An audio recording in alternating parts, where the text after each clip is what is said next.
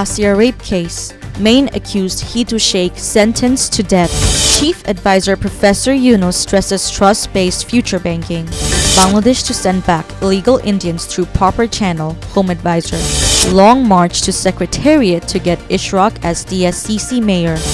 Nothing to fear about US tariffs, Debapriya Bhattacharya. Milton Shamadar and his wife sent to jail in attempted murder case. Severe food crisis in Gaza. Ukraine says Russian drone attack on bus kills 9 hours after direct talks. India cuts ties with Turkey amidst growing boycott calls over Pakistan row. ACC visit BCB over third div qualifier irregularities, constitution and financial review. Dear audience, this is SM Sharmin Jahan and you're welcome to Daily Top 10. A Magura tribunal has sentenced the prime accused Hitu Sheikh to death in the case filed over the rape and murder of 8-year-old Asia.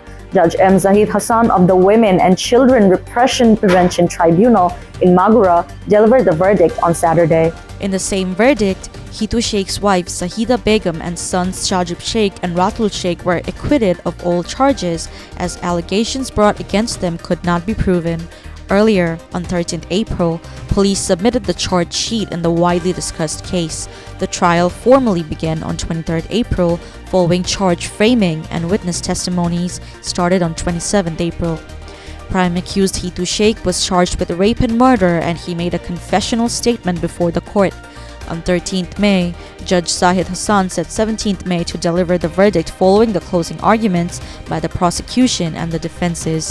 Chief Advisor Professor Muhammad Yunus on Saturday stressed the need for establishing a dedicated microcredit bank to enable microcredit to play a more significant role within the formal banking system, moving beyond its current NGO-style framework. Professor Yunus said microcredit is now seen as an NGO, and to become a full-fledged bank, it is necessary to have a transition from NGO to bank.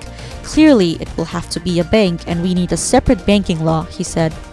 He also said, we have to think about something new, establishment of microcredit bank as the success of microcredit reached a new height. The chief advisor made the remarks today while inaugurating the Microcredit Regulatory Authority building in the city's Agargaon area. There is no option to push back Bangladeshi nationals amongst these entering through push-in from India, said Home Affairs Advisor Lieutenant General retired Jahangir Alam Chaudhary. However, if the individuals being pushed in are Indian citizens or Rohingyas from India, they will be sent back through a formal process. He made these remarks while responding to reporters' questions today, Saturday, May 17th, after inaugurating the BGB's Boising Floating BOP in the Sundarbans at Shamnagar in Shatkhira. The Home Affairs Advisor also stated that if there are any illegal Bangladeshis in India, they must be returned through official procedures. He mentioned that Bangladesh has recently protested against India's push-in incidents, but he does not consider them to be provocative. Amidst the movement demanding that Ishraq Hussain be handed over the responsibilities as the mayor of Dhaka South City Corporation, DSCC, local government advisor Asif Mahmud Shajib Bhuiya has been declared unwanted at Nagar Bhawan. Under the banner of General Voters of Dhaka, several hundred people held a sit-in front of Nagar Bhawan for the third consecutive day on Saturday and carried out a march towards the Secretariat. The procession began around 11 a.m. in front of the Nagar Bhawan and passed through Gulistan, 0 Point, Bolton Intersection, Press Club, High Court, Education Building, and Bongo Bazar. Police have obstructed the long march. As per the earlier announcement, a protest march towards the Secretariat was scheduled to start from in front of the Nagar Bhawan today. Dr. Debapriya Bhattacharya, Distinguished Fellow at the Dhaka-based think tank Center for Policy Dialogue, has remarked that there is not as much reason to fear US tariffs as we might think. He made these comments on Saturday at a seminar titled U.S. Reciprocal Tariffs and Bangladesh's Action Plan, organized by Dhaka Chamber of Commerce and Industry, DCCI.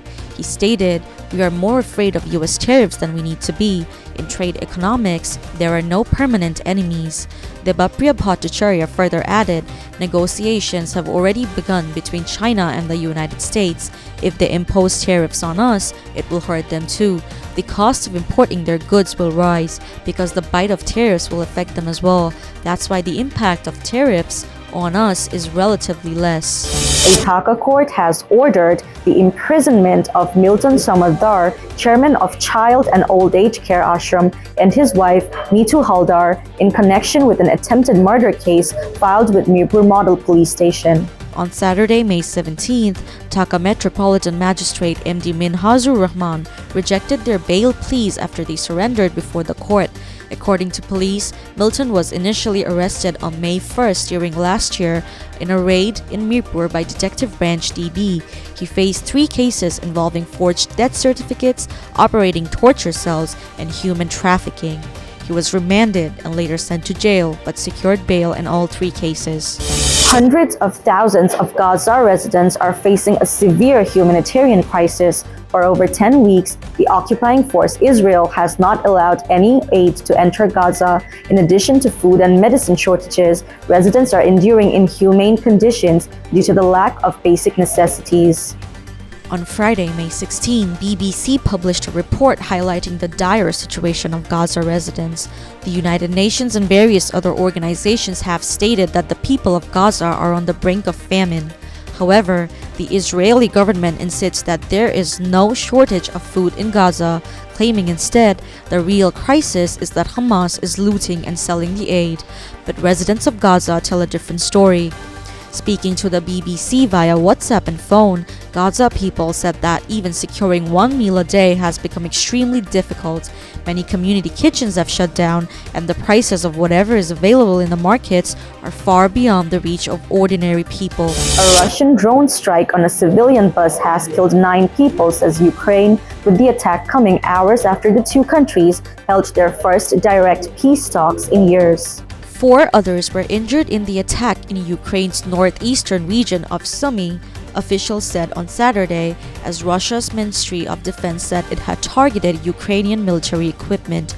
A Russian drone strike on a civilian bus has killed 9 people, says Ukraine, with the attack coming hours after the 2 countries held their first direct peace talk in years. What began as social media calls to avoid traveling to Turkey has snowballed into a major diplomatic fallout, with India suspending ties with Turkish businesses and academic institutions following Ankara's backing of Pakistan in recent India-Pakistan tensions. The flashpoint came after Turkey vocally supported Pakistan following deadly clashes in Kashmir. India's aviation ministry confirmed the action was driven by national security concerns and widespread public demand. Minister of State for Aviation stated on X that the government acted to protect national interests. A 4-member team from the Anti-Corruption Commission (ACC), led by Assistant Director Raju Ahmed, made its second visit to the Bangladesh Cricket Board (BCB) headquarters on Saturday evening. This is our second visit. Today, we came mainly to look into the irregularities in selection at the 3rd Division qualifier, the BCB constitution, financial issues, and other complaints, Raju Ahmed told reporters. In response to the question, has there been any conversation with Farooq Ahmed, Raju Ahmed said, "We will talk to him about the transfers in the banking sector. We will try to find out the real matter." He further added that a separate ACC team is handling earlier complaints involving the BCB, while this particular team is focusing on the 3rd Division qualifier and constitutional matters. Thank you so much for watching, dear audience. Please stay tuned. Good night.